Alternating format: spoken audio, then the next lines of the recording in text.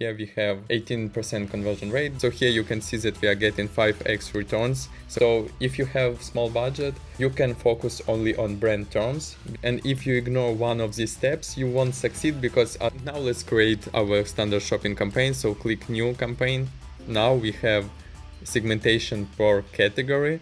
Hi guys, and in today's video I would like to talk with you about Google standard shopping campaigns, how to optimize them, how to set up Google Feed, and how to optimize your website, how to configure conversion tracking. First of all, you have to fix your SEO and your conversion rate optimizations. Here you have, in our Google Drive system, you have checklist. And let's look at our results. So here we have PMax campaigns and standard shopping campaign. Here we have 18% conversion rate because we're showing up on our brand. Not on our brand, but the brand that we are selling. So for example, if you're selling Nike shoes, you don't have to show up on queries like shoes, buy sports shoes. You can show up only on Nike terms, and this way you can increase your conversion rates. Because such keywords as sports shoes, running shoes are more middle of the funnel and top of the funnel, but our brand terms, for example, Nike shoes, Nike running shoes X50 or something like that, where the customer specify this product, they are from our bottom of the funnel. So if you have small budget, you can focus only on brand terms, because it's not your brand like Nike, you just reseller. So if you are reseller, focus first of all on brand terms. And if you want to scale, you can then create another campaign, standard shopping campaigns, that will focus only on, for example, brand terms, not product specific terms, but brand terms. And other campaign will focus on call terms like sports shoes, running shoes. And that's where you can scale your campaigns. But first of all, start with product specific queries. For example, Nike Air Max 95. Here you can see that we have a lot of conversions, and I will tell you how you can optimize your campaigns and get such beautiful results. So as I said, you should start with SEO optimization. I won't discuss in details how to optimize your website. Here you will have checklist, and also you have to optimize your conversion rates, to fix your buttons, to fix your customer journey using your conversion rate optimization checklist. Also presentation about conversion rate optimization. If you're working for clients, you can use our deliverables to send to clients. And then you have to go into Google Ads folder, e-commerce, and you will find this file, e-commerce optimization.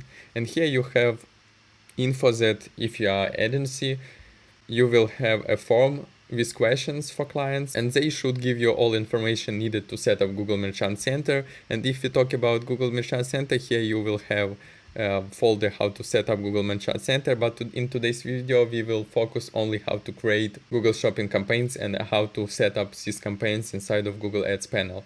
But first of all, this is very important steps. Product feed, how to optimize product feed, because if you have unoptimized titles in your Google Merchant Center feed, you won't get any results. So you have to optimize your feed, optimize your titles, descriptions. You have to have GTIN. GTIN is numbers that helps Google identify similar audiences. If you have, for example, GTIN for your product and competitor's product is not available, Google will know that your competitor has the same product, and Google will give you their traffic for free, and vice versa. If you have an available product, your traffic will go to your competitor's traffic. So GTIN is unique number that connects audiences with products. Also, you have to track conversions. For large e-commerce store, you must track all conversions from this folder. So here, when you click, you will have how to create J4 events, how to track time on page, how to track form submissions, add to cart, checkout page, purchases. Also, you have to track dynamic remarketing. And here in this folder, you will have everything. Strategies. Also, we have here a folder where you have all secret strategies that we use internally. Today we will talk how to set up standard shopping. So let's go here. And as I said, you have to have proper SEO, feed optimization, conversion tracking. And if you ignore one of these steps, you won't succeed, because other competitors know these strategies, and other agencies also using SEO, feed optimization because they have standard operation procedures like we do, and they use these SOPs and instructions to optimize campaign, and you will lose. If you are a small business and you don't use SEO, conversion rate optimization, feed optimization, conversion tracking, you will lose. You just won't optimize your campaigns properly, and if you don't have SEO, your CPCs will be high in Google Ads and your cost per acquisition will be high, so you won't be able to run ads because your CPA, cost per acquisition, will be higher than your margins. So you have to have proper SEO, proper feed optimization, and conversion rate optimization, and also tracking, Google Ads conversion tracking. Because if you don't use dynamic remarketing and you want to use remarketing, dynamic remarketing inside of Google Ads, you don't have item ID. So Google won't dynamically remarket certain product to certain person. And now let's create our standard shopping campaign. So click new campaign. In other videos, I will show how to set up PMax campaigns, but for now, let's create standard shopping. And if you want to know when you should launch standard shopping and not PMax, watch my previous video, because I showed how to analyze PMax campaigns placements and on which channels PMax shows their ads. So you can analyze PMax, and if you have a low share of standard shopping inside of PMax, you can launch standalone shopping campaign. Create a campaign without goal guidance, because we want to have full control of setting up our campaigns. So here we click shopping, and here you have to choose your goal, and you have to set up conversions using these instructions here. And also we recommend to install server-side tracking, because if people use ad blocker, you will lose a lot of data, but server-side will allow you to save this data, because you won't send data directly to Google Analytics. You will send this data to your server, and then from server you send data to Google Analytics. Because what ad blockers do, they block sending data from your website to Google Analytics. But instead of sending data to Google Analytics directly, you will send data to your server, and from your server to Google Analytics. And here we have instructions. And if the user use ad blockers, you will lose this data if you're sending data directly to Google Analytics. But if you're sending data through your server, you won't lose those conversions.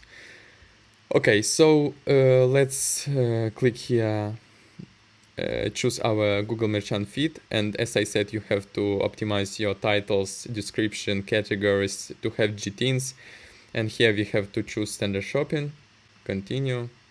And also here we have instructions. We will segment products later, so don't choose anything here. So let's create campaign name, for example, standard. And I recommend start from manual CPC or maximize clicks if you don't have enough conversion data, if your account is new.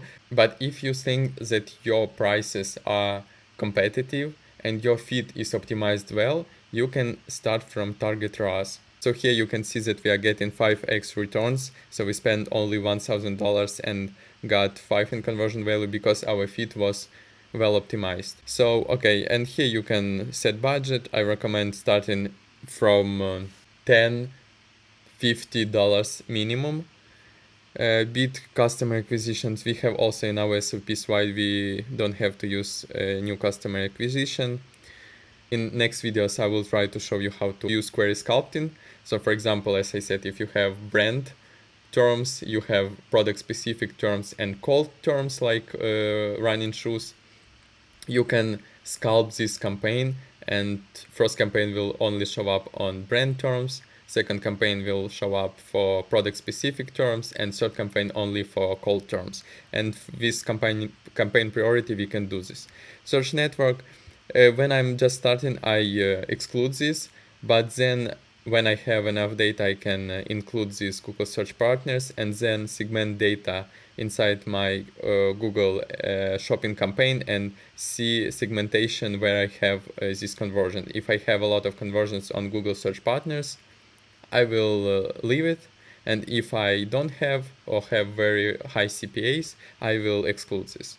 So here we have to choose, I have problem here, location options, and here we have to choose people in or regularly in your included location, because Here, presence or interest, it means if you live, for example, if person live in USA but interested in Poland, they will get your ads and they will see your ads. So don't use it, use this only presence.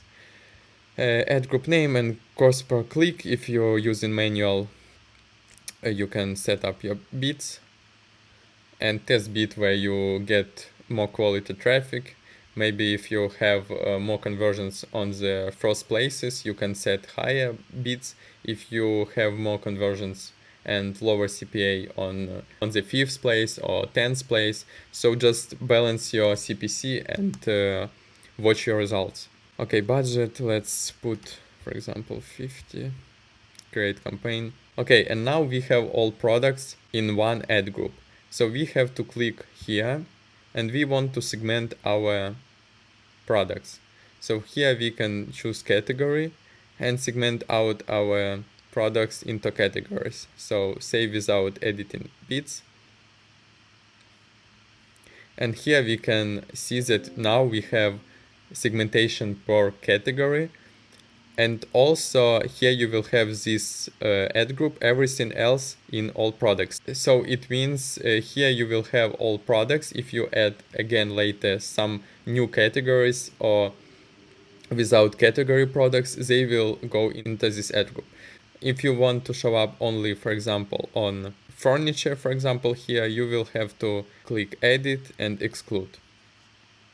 So here in this campaign you will have only furniture, and if you want to see data per brand, all these categories you have to set inside of your Google Merchant Center feed. And for example, if I have here no brand available, it means in my feed I don't have this column category. So, but I have item ID, and if I click here, I have save without bit. Here I have segmentation per item. And here you can see data per each item, and I can set CPC for this. If this item performs well, I can try to increase CPC and test my results if my CPC are higher and my products are higher in the search engine result page.